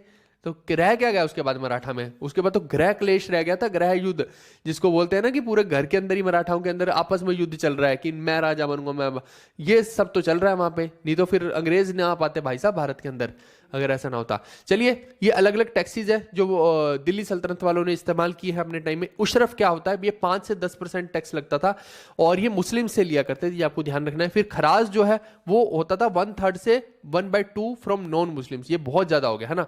आप देखो कि 1/2 तो मोटा मोटा 50% ही हो गया, जबकि आप देखिए कि मुस्लिम से जो लिया जा रहा है फसलों के ऊपर, स्पेशली कल्टीवेशन के ऊपर, ठीक है, ये कल्टीवेशन के हैं, कल्टीवेशन के ये दोनों आप देखो जो फसल के ऊपर है, मुस्लिम से तो इतना कम लिया जाएगा, है ना, उसको तो ग्रो करेंगे, और यहाँ पे जो है दूसरे जो है धर्मों के या हिंदू वगैरह हैं जो, उनसे इतना इतना लिया जाएगा उठा के। आप देखो कितना ज्यादा लिया जा रहा है नॉन मुस्लिम से। तो ये जो है ना एक इम्पार्शियल चीज हमें हमेशा देखने को मिली, जबकि आप देखिए कि किसी भी हिंदू साम्राज्य में हमें ऐसी चीज देखने को नहीं मिलती है कि नहीं नहीं मुस्लिम को अलग टैक्स देख रहे हैं, हिंदू को अलग लग रहा है। लेकिन अब आप देखिए कि डिस्क्रिमिनेशन शुरू कौन कर रहा है भाई, है ना, डिस्क्रिमिनेशन शुरू तो यही कर रहा है ना, है ना। तो फिर वही वाली बात है कि अब आपके साथ डिस्क्रिमिनेशन हो रहा है तो वो इसीलिए हो रहा है। ये भी तो एक फैक्टर आता है फिर सारे का सारा, कि वही है कि जो लोग सेट करते हैं फिर अल्टीमेटली कहीं ना कहीं फिर ऐसे ही होता है ना। अब आप मान लो कि SC ST है, अब वो उनके साथ कभी डिस्क्रिमिनेशन हुआ, आज वो उसका लुत्फ उठा रहे हैं। कैसे उठा रहे हैं? कोटा रिजर्वेशन। तो बात वही है कि या तो आप पूरा का पूरा समाज किसी के लिए करिए मत ऐसे, क्योंकि अल्टीमेटली वो जो आज आप कर रहे हैं वो आपके जो है आगे जो आने वाले फ्यूचर है उनको भोगना पड़ेगा। वही वाली बात है ना, बाप दादाओं का किया बच्चों को भोगना पड़ रहा है, वही वाली कहानी है यहाँ पे सारी की सारी। एनीवेज, खम्स की बात करते हैं तो 1/5 जो होता है लूट किया है। जैसे सुल्तान के साथ मर्सिनरी चले जाते थे, योद्धा चले जाते थे वह ट्राइब वाले, और वो लूटपाट करते थे और उसके बाद वहां से लूटते थे। अब लूटे हुए धन में से भी आपको 20% जो है बादशाह को देना है, 1/5 मतलब 20%। फिर एक है जक़ात। जक़ात 2 से 2.5% रिलीजियस टैक्स होता था कि मुस्लिम धर्म की प्रोपागेशन के लिए, मुस्लिम धर्म को फैलाने के लिए जो है जक़ात का इस्तेमाल किया जाएगा, और ये था 2 से 2.5%। जबकि वही चीज देखिए दूसरे में कि जजिया लिया जा रहा है जजिया लिया जा रहा है 10%, ये भी रिलीजियस टैक्स है नॉन मुस्लिम से। भाई मुस्लिम धर्म की स्थापना के लिए, उनके ग्रो करने के लिए आपका ही बादशाह बैठा हुआ है और यहां से 10% ले रहा है। क्या ये एक डिस्क्रिमिनेशन वाली चीज नहीं है?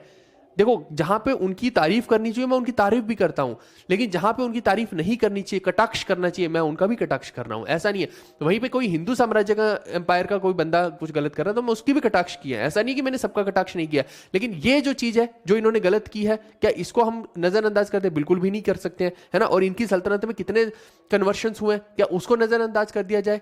और कितने लोगों ने बहादुरी से लड़ा इनके खिलाफ, क्या उसको नजरअंदाज कर दे, है ना।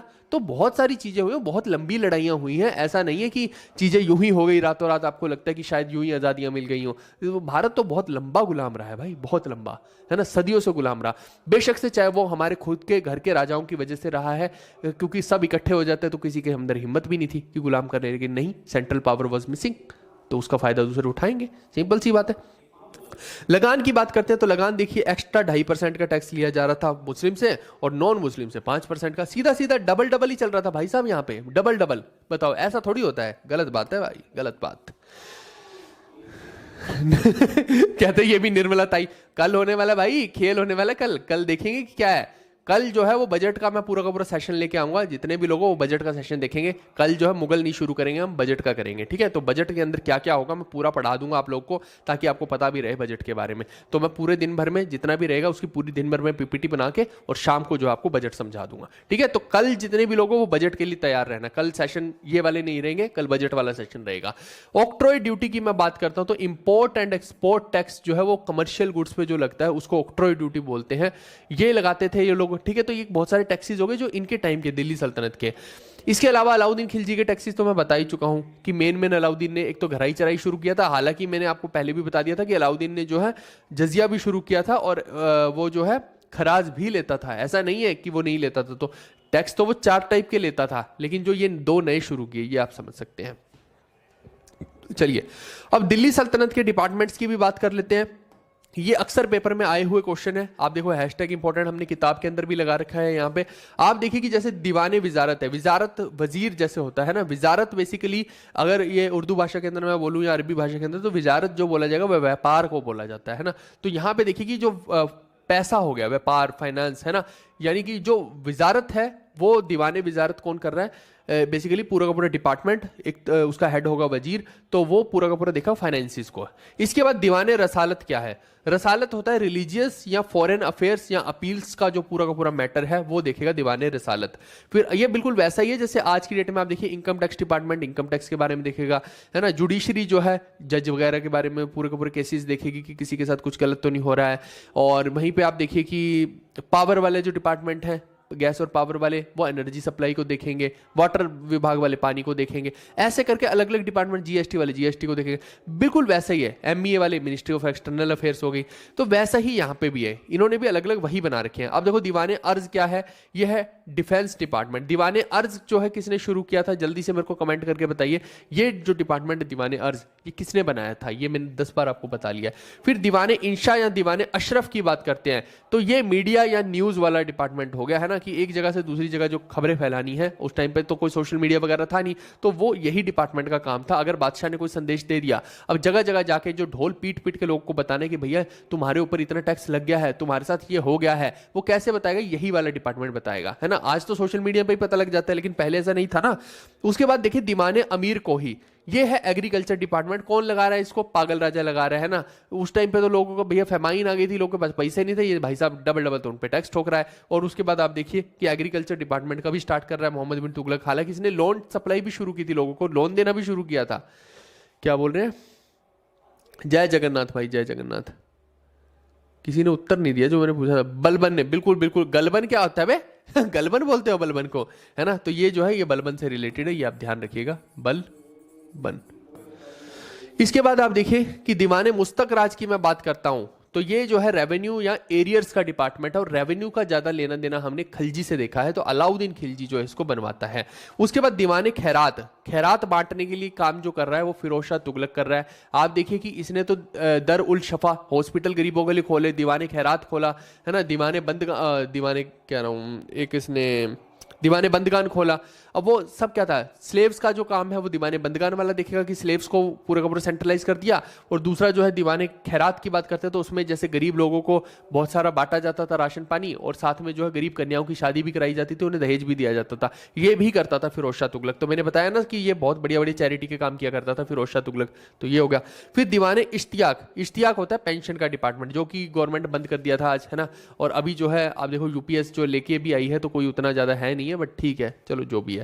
दीवाने बंदगान की बात करते हैं तो डिपार्टमेंट ऑफ स्लेव्स, ये भी किसने स्टार्ट किया था? जल्दी से मेरे को कमेंट करके बताओ। अभी मैंने आपको बताया कि दीवाने बंदगान किसने स्टार्ट किया था। फिर दीवाने कज़ाए मलिक, कज़ा मतलब सजा। अब कज़ा मतलब सजा का यहां से ही पता लग जाएगा कि जस्टिस का डिपार्टमेंट, तो ये हो गया डिपार्टमेंट ऑफ जस्टिस। फिर दीवाने वकूफ की बात करते हैं तो ये हो गया एक्सपेंस या रेवेन्यू डिपार्टमेंट, जो खर्चे करने वाला डिपार्टमेंट है कि भैया अगर पूरे एम्पायर में खर्चा करना है कोई तो यही लोग करेंगे, समझ गए, इनसे पैसे लिए जाएंगे खर्चे के लिए। तो ये हो गया एक्सपेंस या रेवेन्यू डिपार्टमेंट। जल्दी बताओ दीवाने बंदगान का कि किसने स्टार्ट किया था? बिल्कुल पुण्य का काम करता था, बिल्कुल ठीक है। जय महाकाल, जय महाकाल, बिल्कुल।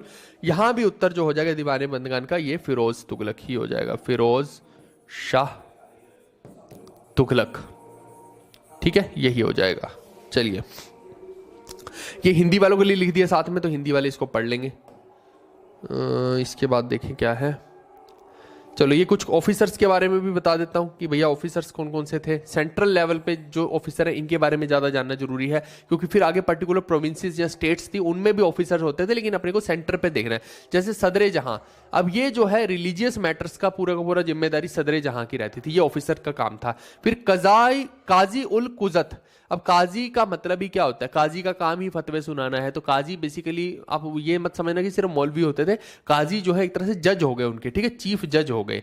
फिर काजी मुमालिक, ये समझना ये तो चीफ जज हो गए। जैसे आज की डेट में हम देखते हैं ना कि ये सुप्रीम कोर्ट का जज हो गया, ये हाई कोर्ट का हो गया, ये लोअर कोर्ट का हो गया, ये सेशन कोर्ट का हो गया, डिस्ट्रिक्ट कोर्ट का हो गया, वैसे ही आप समझ लीजिए। अब काजी मुमालिक जो है ये है head of chief judicial department, पूरे चीफ जुडिशियल डिपार्टमेंट का हेड जो माना जाएगा। उसके बाद आरिज़े मुमालिक, यह है मिलिट्री डिपार्टमेंट का हेड। आरिज का या अर्ज का मतलब ही मैंने आपको बताया था मिलिट्री होता है ना।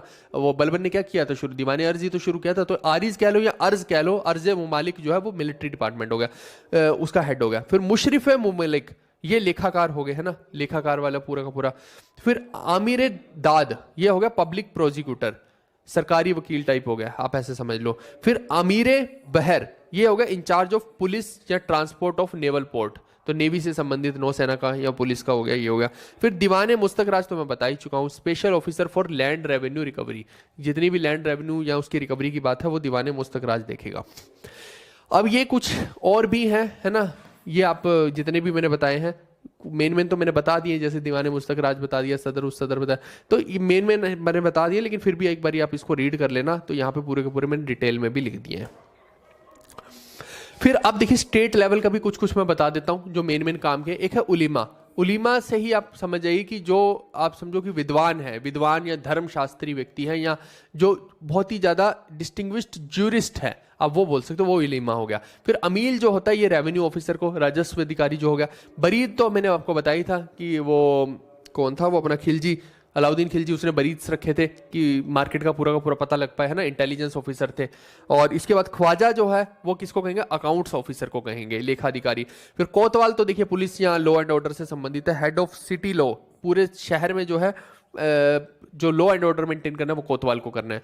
इसके बाद मुतासिब, मुतासिब जो होता है हेड ऑफ म्यूनसिपैलिटी होता है। आज होता है ना जैसे मेयर वगैरह हो गया, आज की डेट में जैसे मेयर क्या करता है, मेयर पूरे शहर का म्यूनसिपैलिटी उसके अंडर है, ऐसी समझ लीजिए म्यूनसिपल कॉर्पोरेशन उसी के अंडर काम करती है, तो ये मुतासिब उस टाइम का मेयर हो गया। ऐसे ही आप देखिए मुफ्तिस है एक्सपाउंडर ऑफ लॉ, जो कानून की व्याख्या तक करेंगे। आज जैसे देख लीजिए कि कोई कानून के बहुत बड़े विद्वान मान लीजिए, वैसे करके आप उस टाइम पे मुफ्तिस मान लीजिए। अमीर क्या होते हैं, अमीर जो है ना, अमीरुल मोमिन ऐसे करके, तो ये गवर्नर हो गए उस टाइम के, कि इस राज्य का अमीर ये है, इसका ये है, इसका ये है ना, कि बहुत सारे अमीर जो हैं वो आ रहे हैं, फिर बादशाह से मिल रहे हैं, मेन बादशाह एक है सेंट्रल, ऐसे आप समझिए। फिर मुक्ति या वली जो है responsible for law and order होता है, ये मैंने बता ही दिया आप लोग को। नज़ीर या वकूफ जो है वो रेवेन्यू कलेक्शन ऑफिसर होता है एक प्रोविंस के अंदर। ये सब स्टेट लेवल पे चल रहा है कि एक स्टेट के अंदर अगर कोई रेवेन्यू कलेक्टर होगा तो वो कौन सा है, नज़ीर या वकूफ होगा। फिर साहिब दीवान ये है maintained accounts of province and send them to central level. ये कुछ ऐसा ही है कि जैसे सेंट्रल जीएसटी, एक सेंटर का जीएसटी हो गया, एक स्टेट का जीएसटी हो गया, है ना। तो स्टेट में से सारा का सारा रेवेन्यू कलेक्ट किया जाएगा और पूरा सेंटर को भेजा जाएगा, फिर सेंटर उसमें से बताएगी कि इतना भैया शेयर आप रख लीजिए, इतना हमें दे दीजिए, ऐसा आप समझ सकते हैं। इसको बोलते हैं साहिब दीवान। ये सब किस में हो रहा है, स्टेट के अंदर हो रहा है, ये बात आप ध्यान रखिएगा। फिर अगला होता है शिकदार, ये पेपर में आया हुआ है शिकदार, ये शिक है भैया, है ना। शिक एक लैंड का टुकड़ा हो गया कि जो एक एडमिनिस्ट्रेटिव यूनिट हो गई, जैसे इकता एक एडमिनिस्ट्रेटिव यूनिट थी कि एक लैंड का भाग दे दिया, इस पे आप अपना जो है हमारे रूल्स के अकॉर्डिंग जो है एडमिनिस्ट्रेशन चलाइए, राजतंत्र चलाइए। तो शिकदार जो है उस पूरे के पूरे एरिया का एक हेड हो गया, आप ऐसे समझ सकते हैं। हम कुछ खास चीजें देख लेते हैं इस टाइम की डेवलपमेंट्स के बारे में, या इस टाइम के फेमस लोगों के बारे में जो पेपर में पूछे जा सकते हैं। क्या कह रहे हैं, 500 का मिलेगा भाई, 500 का तो मिल ही नहीं सकता। 250-300 रुपए जब उसके डिलीवरी चार्ज है तो 500 का कहां से दे दूंगा मैं चाहूं तो भी नहीं दे सकता हूं, ठीक है। एक किताब फिर भी मिल सकती है, 2 किताब तो 500 की किसी के एंगल से नहीं मिल सकती है। कैसे हो जाएगी इतनी मोटी मोटी किताबें, कलरफुल किताबें और डिलीवरी के साथ, ये कैसे पॉसिबल हो सकता है भाई। मेरे को ही रख लो गिरवी, फिर तो तुम, यही हो सकता है। New musical instrument such as sarangi और रबाब जो है ना, वो इसी दिल्ली सल्तनत के पीरियड में भी लोगों ने डेवलप किए थे, और बहुत सारे लोग इन सारंगी और रबाब को बजाने लगे थे, ठीक है। बहुत मधुर संगीत है इन सारंगी और रबाब का। फिर इसके बाद अमीर खुसरो का हमें पता है कि वो भी इसी टाइम का है, उसने नए राग बनाए, है ना। इनका तानसेन मान लीजिए एक तरह से अमीर खुसरो को, तो उसने घोड़ा और सनम राग जो है इसी टाइम पे बनाई, दिल्ली सल्तनत के टाइम में खिलजियों से शुरू हो रखा था और आगे तक तुगलक तक चला ये अमीर खुसरो। इवन आप देखिए कि अमीर खुसरो ने जो है कई बार सितार का पूछ लेते हैं कि रियल में सितार को किसने इन्वेंट किया था, तो वो अमीर खुसरो ने ही किया था, जिसको तूतिया हिंद बोलते हैं, है ना। और इसने जो है तुगलक के कोर्ट में था तो तुगलकनामा लिखी ही होगी, ऑब्वियस सी बात है ना। फिरोज शाह तुगलक के बारे में बहुत कुछ लिख के गया है। फिर वस्ते उल हयात इसने लिखी है, नुहू सिपिर और आशिक खान और बकिया नकिया एंड खजाइन उल फतू, ये सारी किताबें इसकी है। कई बार देखो अब बहुत फेमस रहा है, जैसे मैंने तानसेन के बारे में बोला, ऐसी इसके बारे में बता रहा हूँ, इतना फेमस रहा है कि इसके बारे में कुछ भी पूछ सकता है, इसलिए मैंने लिख दिया, नहीं तो मेरे को लिखने की जरूरत नहीं पड़ती। तो ये याद कर लेना, अगर करोगे तो ठीक है। उसके बाद इंडिया का ही एक इंडियन क्लासिकल वर्क है राग दर्पण, जो कि ट्रांसलेट हुआ है पर्शिया में। अब देखो संस्कृत से जो पर्शियन भाषा में लिटरेचर को ट्रांसलेट करने का काम है वो फिरोज शाह तुगलक के टाइम में ही हुआ है, और वही कर रहा था, वही इस चीज में इंटरेस्टेड था। मम्मी उसकी हिंदू थी, पापा टर्क था, ऐसे समझ लेना है।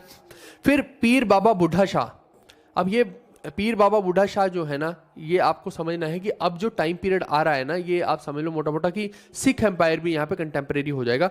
और ये जो पीर बाबा बूढ़ा शाह हैं, ये पहले ऐसे हेड ग्रंथी बनेंगे, है ना, जो गुरु ग्रंथ साहिब को सबसे पहली बार पढ़ेंगे भी। ये भी आप ध्यान रखना इनके बारे में। तो ये कंटेम्प्रेरी हैं सिख गुरुओं के। तो ये जो है बहुत सूफी सेंट है ना, बहुत धार्मिक व्यक्ति हैं और ग्रेट जो है म्यूजिशियन भी हैं बाबा बुढ़ा जी, इनके बारे में ध्यान रखना। फिर राजा मान सिंह तोमर जो हैं, ये ग्वालियर के राजा हैं, राजा मान सिंह तोमर, ये बहुत बड़े लवर हैं म्यूजिक के। तो और ये इस टाइम पे जो है एक किताब लिखते हैं जिसका नाम है, या ग्रेट म्यूजिकल पैरोडी बनाते हैं जिसका नाम है मन कौतूहल। ये पेपर में आया था और ये हमने बता रखा आप लोगों को, सीधा पहले ही बता रखा था, बहुत समय से मैंने बता रखा था कि मन कौतूहल जो है राजा मान सिंह तोमर की, और ये पेपर में आया तो आप कर पाए। चलिए फटाफट से क्वेश्चंस देख लेते हैं। Who was the first ruler of Syed dynasty? Syed dynasty का भाई पहला रूलर खिजर खान है, और तिमूर के नाम पे इसने शासन किया है, वो मैंने बता ही दिया। और कोई बड़ा टाइटल इसने लिया नहीं था, है ना, मसनद आली जैसे छोटे छोटे से टाइटल ले रहा था। फिर शर्की डायनेस्टी का ये देखो, सल्तनत इज रूल्ड बाय दी। अब शर्की डायनेस्टी के बारे में तो मैं पूरा ही आपको बता के आ रहा हूँ, और ये कहाँ की डायनेस्टी थी? जौनपुर की डायनेस्टी थी, और पूरा मैंने डिटेल में आपको शर्की डायनेस्टी का बताया था कि लोधीज के साथ इसका बहुत कॉन्फ्लिक्ट चढ़ा, है ना। तो ये जो है जौनपुर वाले हो गए। इसके बाद which of the following mosque मस्जिद was build during the reign of Lodhi dynasty of the Delhi सल्तनत। तो मोट की मस्जिद भाई साहब, और इसका स्ट्रक्चर अगर कोई पूछ ले तो डबल डोम, डबल डोम, ठीक है भाई, डबल डोम स्ट्रक्चर है। Who was the last Sultan of Lodhi dynasty, तो ये तो इब्राहिम लोधी है, और इसको कौन हराता है ना, Babur defeated him, Babur defeated him in battle of Panipat, first battle of Panipat. When did Ibrahim Lodhi become the sultan of Delhi. तो आप देखो सीधा सीधा क्वेश्चन किस टाइप के आ रहे हैं, आपको पता होना चाहिए, हर सुल्तान का टाइम पीरियड पता होना चाहिए, नहीं तो फिर आप कर नहीं पाओगे कि वो आया कब, सुल्तान बना कब और लुढ़का कब। उसके जन्मदिन का कोई नहीं पूछ रहा है ना, उसका सुल्तान बनने का टाइम और लुढ़कने का टाइम दोनों पता होना चाहिए, जन्मदिन का कोई नहीं पूछेगा आपसे, है ना। तो 1517 इसका उत्तर हो जाएगा। उसके बाद in which year did Babur defeat the sultan of Delhi Ibrahim Lodhi at Panipat and capture the Delhi and Agra. अब ये तो भाई 1526 में जब बाबर भारत के अंदर आ गया तो वहीं से हमें क्लियर हो जाता है। तो बाबर 3-4 साल ही तो जिंदा रहा था, 1526 के आसपास वो भारत में आ गया। और बाबर का जो रूल है वो गुरु नानक देव जी के कंटेम्प्रेरी, ये आप ध्यान रखिएगा। Which ruler Lodhi rulers real name was Nizam Khan. तो निज़ाम खान भाई किसका नाम है, या फिर इसकी इन डेट से भी पता लग सकता है, तो आप बताइए मेरे को, है ना। तो ये तो वो हो गया ना सिकंदर लोधी या सिकंदर शाही कह लीजिए, मैंने आपको बताई है। अच्छा ये मेरे को बताओ कि बाबर जो है किस सिख गुरु के कंटेम्प्रेरी, अभी मैंने आपको बताया है, ये आप याद रखना, सिख गुरु के कंटेम्प्रेरी है, तो आप बोलेंगे गुरु नानक के। और कौन से सिख है ये, सिख गुरु है ये, फर्स्ट सिख गुरु है, फर्स्ट गुरु, फर्स्ट सिख गुरु, ठीक है भाई। 1469 में इनका बर्थ होता है, 1469 में कहाँ पे होता है, तलवंडी में, राय भोई की तलवंडी, ठीक है। चलो ये हो गया। The office of Diwane Insha dealt with which affairs in administration. तो देखो अभी मैं सारी चीजें आपको समझा के आ रहा हूँ, ये पूरे के पूरे कंसेप्ट मैंने आपको क्लियर किया, स्टेट कोरिस्पोंडेंस का है, तो ये जो है दीवाने इंशा हो गया, है ना। पूरा मैंने डिटेल में आज चीज़ें बताई हैं, प्लीज़ आप इन सब चीज़ों को ढंग से पढ़ के जाना, क्योंकि मैंने जितना बताया अगर उतना भी नहीं करके जाओगे तो फिर आप ही का नुकसान है। अब बोल रहे which of the following system of Delhi सल्तनत had a influence on the Bahmani and Vijayanagar kingdom. तो ये जो है ये भाई इक्तेदारी सिस्टम है, क्योंकि ये सब चाहलगिनी वगैरह वगैरह ये तो भैया वैसे ही लोगों ने हटा दिया था, कोई इतनी बड़ी चीज़ नहीं थी। लेकिन इक्तेदारी सिस्टम का जो है कि ज़मीन जो है एक तरह से पट्टे पे दे देते थे कि इस पे एडमिनिस्ट्रेशन कर लो, वो जरूर था। बिल्कुल करतारपुर कॉरिडोर जो है गुरु नानक के नाम पे ही है ना, तो वो करतारपुर कॉरिडोर इसीलिए पाकिस्तान में खोला गया है ताकि जो सिख धर्म के लोग हैं वहाँ पे जा पाएं। एनीवेज दीवाने अर्ज की मैंने बात की है, ये जो है दिल्ली सल्तनत के अंदर है। जो दीवाने अर्ज का मैंने मतलब ही आपको क्या बताया था कि अर्ज का लेना देना ही जो है अर्ज किया है वो वाला नहीं है, तो इसका लेना देना ही मिलिट्री डिपार्टमेंट से है, पता ही था आपको। Who among the following was the head of the दीवाने इंशा डिपार्टमेंट अंडर द दिल्ली सल्तनत। तो इसको जो है दाबिर खास बोलते थे, ये आप याद कर लेना, है ना, दाबिर खास बोलते थे दीवाने इंशा के हेड को। ड्यूरिंग द सल्तनत of Delhi the term Ulema was associated with. अब आप देखिए कि कुछ लोग सोच रहे होंगे कि मैं क्यों वो उलेमा वगैरह के बारे में पढ़ा रहा था। आप देखो मैंने अभी एंड में जो पढ़ाया कुछ लोग के सर के ऊपर से निकल गया हुआ, लेकिन देखो दिक्कत क्या है कि ये सब मैंने अपनी बुक में डाल रखे हैं। आप देखो ये क्वेश्चन कब आया है, 2024 में, और इसको देखिए आप, इससे पहले मैं अपनी किताब निकाल चुका हूं। अब देखो लोग नहीं पढ़ाते हैं तो मैं उसका ठेका थोड़ी उठा रखा है कि कोई नहीं पढ़ाएगा, लेकिन मैंने तो उलेमा पढ़ाया ना अपने कंटेंट में, मैंने किताब में भी डाला। तो अब देखो यही चीज होती है, ये प्रूफ होते हैं सीधे सीधे कि भाई ये पहले जब मैं दे चुका हूं और फिर क्वेश्चन आ रहा है, तो इसका मतलब है कि हमने वो सारे कंसेप्ट क्लियर कर रखे थे, यानी कि हमने अपने जो कंटेंट को ना डिटेल में कवर कर रखा है, और तभी तो क्वेश्चन वहां से फंसे, नहीं तो फंसेंगे कहां से क्वेश्चन, फिर तो कोई तरीका ही नहीं है दूसरा। तो यही खास होता है। बाद में तो कोई भी डाल देगा क्वेश्चन किताब के अंदर, है ना, बाद में तो कोई भी दिखा देगा कि ये रहा मेरे कंटेंट से, लेकिन बात यह है कि पहले किताब तो हमारी पहले ही आ चुकी भाई, और ये अभी के क्वेश्चन है, आप सोचो। तो यहीं से आपको क्लियर है कि भैया ये लर्न थियोलॉजियंस एंड जूरिस्ट है, ये ऑलरेडी हमने किताब में डाल रखा है। अंडर द दिल्ली सल्तनत religious tax was imposed on the wealthy and rich Muslims in India. तो मैंने आपको बताया कि जो मुस्लिम्स के ऊपर लगता था वो ज़कात लगता था, लेकिन वहीं पे आप देखो कि जो हिंदूज के ऊपर लग रहा है वो जजिया। हिंदू के ऊपर कौन सा लग रहा है, हिंदू के ऊपर लगाएंगे ये जजिया। जजिया नहीं बोलते, जिजिया था वैसे, इसका शब्द जो है जिजिया है, लेकिन ठीक है आप जजिया जजिया बोलते रहते हो तो ठीक है। Who compose Tabaqat Nasiri in the Delhi sultanate period. तो ये मिनहाज है भाई, तबाकत नासिरी मिनहाज, भैया कितने सारे लोग इलबारी डायनेस्टी के अंदर पूरा का पूरा टाइम रहा है ये, है ना। उससे क्या कहते हैं उसको, क्या नाम था यार बंदे का, कुतुबुद्दीन ऐबक के बाद इल्तुतमिश, इल्तुतमिश से शुरू हुआ था और ये जो है वहाँ कहाँ बलबन को टच करते हुए जा रहा है। तो मिन्हाज जो है बहुत लंबा समय रहा है। Which of the following sequence is correct with the respect to the Delhi dynasty. अब दिल्ली डायनेस्टी के लिए कौन सा सीक्वेंस सही है? तो Rajput dynasties, Khilji dynasty, Tughlaq dynasty. Okay, और यहाँ पे खिलजी, लोदी, सैयद।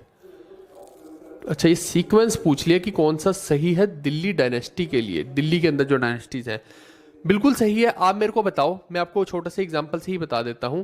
मेरे को बताओ कि जो राजपूत हैं वो तो पहले से ही थे। इवन आप घोरी का टाइम देखिए तो पृथ्वीराज चौहान दिल्ली के तख्त पे ही तो हैं। अजमेर, दिल्ली सब उन्हीं का, तो वो राजपूत हैं एक तरह से, चाहमाना किंगडम है ना। तो ऑब्वियस ही बात है कि पहले जो है ये रहे ही हैं। और उसके बाद जो है आप देखो कि वो शिफ्ट तो होता जा रहा है। कुतुबुद्दीन ऐबक जो है वो घोरी का ही तो स्लेव है, आप याद कीजिए ना। घोरी का ही स्लेव तो कुतुबुद्दीन ऐबक है, और वही जो है आगे दिल्ली सल्तनत की शुरुआत कर रहा है भारत के अंदर। तो आप समझो कि घोरी जो है, घोरी के कंटेम्प्रेरी पृथ्वीराज हैं दिल्ली के तख्त पे, जो कि एक राजपूत है ना। फिर उसके बाद जो है ऐबक आ रहा है। ऐबक क्या है? स्लेव डायनेस्टी की शुरुआत कर रहा है, स्लेव डायनेस्टी की। उसके बाद जो है इसके बाद आते हैं खिलजी, है ना, चचा जान। उसके बाद कौन आ रहे हैं आपके? तुगलक, सबसे लंबी डायनेस्टी, तुगलक। फिर आपके आ रहे हैं सैयद, और फिर आ रहे हैं आपके लोधी। फिर आपके मुगल आ जाएंगे। उसके आगे कौन आ जाएंगे? मुगल्स। ठीक है, ये सारा सीक्वेंस लगभग हम देखते हैं। और घोरी से भी पहले अगर जाएंगे तो कौन है फिर वहां उस तरफ? गजनी लुटेरा आ रखा था। ठीक है, तो ये एक सीक्वेंस है जो हमें पता होना चाहिए मोटा मोटा। अब आप देखिए कि ये वही इसी हिसाब से पूछ रहा है। तो राजपूत पहले हो गए, फिर खिलजी आए, बिल्कुल सही है, और फिर उसके बाद तुगलक आए। तो ये जो है बिल्कुल करेक्ट ऑर्डर बैठता है। तो यहां से आप इसको कर सकते हैं। ठीक है, अब टर्क, ये सारे के सारे क्या थे कि जितने भी आप देखेंगे ये सारे के सारे यहां से लेके यहां तक जो ये टर्क्स हैं, टर्क्स। तो ये आप उस हिसाब से जो है इसमें ऑप्शन एलिमिनेशन भी लगा सकते हो। Territorial assignment given to the administrative officer and nobles in lieu of the service they perform to the state during the Delhi सल्तनत। तो आप देखो ना, मैंने आपको बताया था कि पैसे नहीं देते थे उनको, है ना। पैसे की जगह पे क्या देते थे? लैंड का एक टुकड़ा दे देते थे। लैंड का एक टुकड़ा, जिसको क्या बोलते थे? इक्ता बोलते थे। ठीक है, एक सेकंड, इक्ता बोलते थे। लैंड का टुकड़ा दे दिया कि इस पे तुम राज कर लो। तो ये तो इक्ता ही हो गया, है ना। The period between dash in India's history is known as Delhi sultanate period. तो कौन सा पीरियड है जो दिल्ली सल्तनत का पीरियड माना जाता है? आप मेरे को बताओ, ऐबक ने कब अपने पैर गड़ाए? 1206 के अंदर गड़ाए। और बाबर कब आया? 1526 में आया, है ना। उसने जो है पहला युद्ध जो है पानीपत का जीत लिया। तो ऑब्वियसली बात है 1206 से 1526 तक का जो टाइम पीरियड है वो इसका माना जाएगा। यही क्वेश्चन जो मेन मैंने इससे आ रखे हैं, और ये सारे लेटेस्ट क्वेश्चन हैं जितने भी मैंने बता दिया आपको। ठीक है, अब ऐसा नहीं है कि बहुत सारे क्वेश्चन है, ये लेटेस्ट क्वेश्चन है। बाकी तो आप बैच लेंगे तो बैच के अंदर मैं सारे के सारे जितने भी क्वेश्चन होते हैं वो सारे प्रोवाइड करता हूँ। ये मल्टीपल जितने भी 2024 के एग्जाम आए थे उसमें मैंने बता दिया। एक स्ट्रेटजी भी बना दूंगा, है ना, तो उससे भी आपको क्लियर हो जाएगा। इसके अलावा ये पेड बैच जिसको भी लेना है वो ये वाला पेड बैच आप ले सकते हैं। और ये हमारी 2 किताब हैं, किताबों के अंदर सारे के सारे नोट्स क्लियर हैं।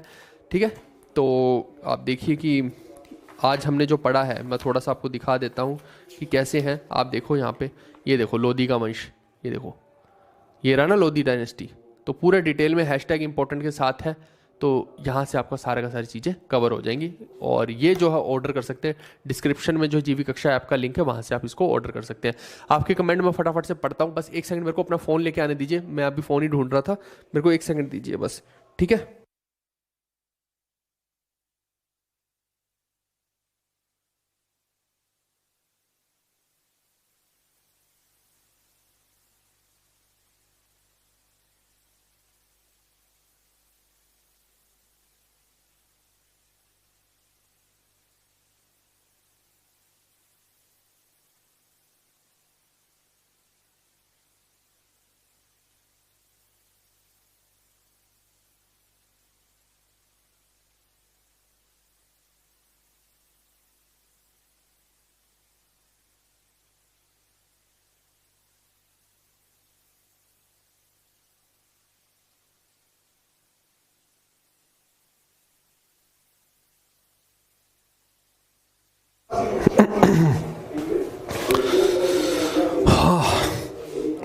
हूँ, एक सेकंड दीजिए, मैं खोल रहा हूँ।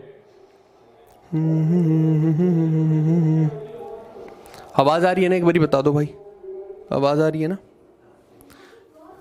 क्या कह रहे हैं? ट्रैकिंग आईडी भाई साहब टेलीग्राम पे जाओ ना यार, टेलीग्राम जीबी विटमूवर 10 बार तो बता लिया यार, पता नहीं क्या कर रहे हो आप लोग। ये हमारा टेलीग्राम है, टेलीग्राम जीबी विटमूवर, यहाँ डाल तो रहा हूँ मैं रेगुलरली, हर 2 दिन के अंदर जो है यहाँ पे ट्रैकिंग आईडी आती हैं। परेशान मत हुआ करो, सीधा यहाँ पे आके देख लिया करो। सिर्फ जीएस की बुक चाहिए तो व्हाट्सएप कर दो 7009754930 पे, ठीक है? बिल्कुल, जिसको जाना है जा सकता है। मैं कमेंट ले रहा हूँ। ये सुमित बोल रहा है पता नहीं क्या, कौन सी सलमानी बुक किसने लिखी है पता नहीं भाई किसने लिखी है। अच्छा, न्यू रोमन्स में रखूं? ठीक है, मैं कोशिश करूंगा कि न्यू रोमन्स में उसको रखूं, ठीक है? आपकी जितने भी हैं आप चीज़ें मेरे को बताते रहा करो, कोई दिक्कत नहीं है, आप जो जो बताओगे मैं सब चीज़ें करने की कोशिश करूंगा। हनुमान बैच की वीडियोस इसी बैच में, ये हमारा एक प्रीमियम बैच है, इसमें ऑलरेडी बहुत सारा कंटेंट हम डाल चुके हैं, और जो हनुमान बैच भी है ना वो भी इसी के अंदर ही अपडेट हो रहा है, ठीक है? तो दोनों ही चीज़ें आपको मिल जाएंगी, हनुमान बैच भी यहीं और ये तो है ही है ऑलरेडी, इसमें तो बहुत सारा कंटेंट ऑलरेडी डला हुआ है। एक्सीलेंट बुक सर दोनों, धन्यवाद भाई, धन्यवाद, ठीक है? क्या बोल रही है? फेक कंटेंट है?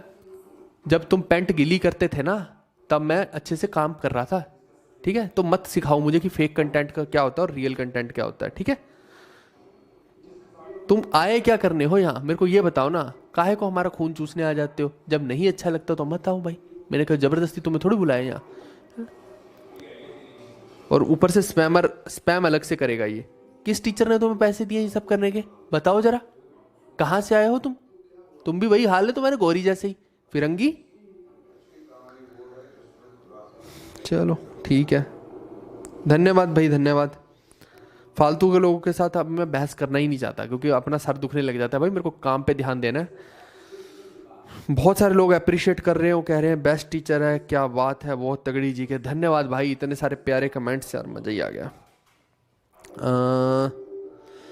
केमिस्ट्री के आगे डालता हूँ यार, डालता हूँ, क्या करूँ मैं, बहुत सारा काम हो गया है। जीएस से हिंद, जीवी सर, वाह। जी के ए हिंद कर रहे हो, जी के ए हिंद, वाह, बहुत बढ़िया।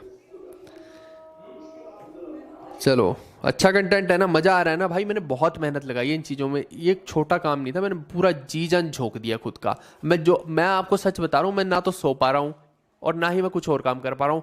ये जो कंटेंट है ना, इतना पागल की तरह हम लगे हुए हैं, मैं आप यकीन नहीं करोगे, एक एक चीज़ छांट के यहाँ पे बता रहा हूँ कि कुछ भी आपको छूटे ना। अब यही कर सकते हैं, बिल्कुल बिल्कुल पागल ही है, और क्या है। बहामनी के बारे में ज्यादा नहीं लिखा तो पेपर में ज्यादा आता भी नहीं है। पिछले 5 साल में बहामनी किंगडम से 7 या 8 क्वेश्चन आए हैं, तो बहामनी किंगडम कोई इतनी जरूरी किंगडम नहीं है कि जिसके बारे में इतना ज्यादा पढ़ा जाए। अब देखो, ऐसे तो फिर मैं हर चीज के बारे में डालने जाऊँ तो बहामनी किंगडम की अकेले की इतनी मोटी किताब बना दूंगा मैं, और विजयनगर की भी इतनी मोटी बन जाएगी कि उन्होंने क्या क्या किया है, कब सुसु करने जाते थे, कब अपनी तलवार उठाते थे, कब कच्छा सिलवाते थे। अब वो तो कुछ भी बना लो फिर भाई, उसका तो कोई इलाज नहीं है ना। धन्यवाद, कह रहे हैं बहुत अच्छा पढ़ाते हैं कह रहे 8:30 बजे क्लास स्टार्ट करके हेटर्स की कच्चियां गीली कर दो। भाई कहाँ हो गया तुम्हें, ये आदमी भरा पड़ा है लौंडा अंदर से। क्लास लेट इसीलिए हो जाती है दोस्तों कि बहुत मेहनत लग रही है यार। आपको लगता है कि सब चीज़ें आसान है, थंबनेल वाले से अलग जूझना पड़ता है, नेट की अलग समस्याएं हो जाती हैं, ये इंटरनेट वालों का 10 बार बोल लिया रिपेयर करा लो, है ना, बहुत सारी झंझटें हैं, कभी लाइट ही भाग जाती है। अब ये इतनी लाइटें नहीं जलेंगी, अंधेरे में पढ़ाऊंगा तो तुम चीखोगे कि ये क्या हो रहा है, काले क्यों दिखाई दे रहे हो। बहुत सारी दिक्कतें रहती हैं, लेकिन मैं कोशिश करता हूँ कि चाहे 5-10 मिनट लेट हो जाए पर अच्छी क्वालिटी की हो जाए, है ना, तो उसमें क्वालिटी कॉम्प्रोमाइज़ नहीं होती है, वो है ना। बस आप लोग सपोर्ट करते रहिए। Yo just teach like my name हकूना मटाटा, बहुत बढ़िया नाम है यार हकूना मटाटा। तो ये मैंने हकूना मटाटा सबसे पहले लायन किंग में देखा था, तब से याद हो गया। Thank you for your this content.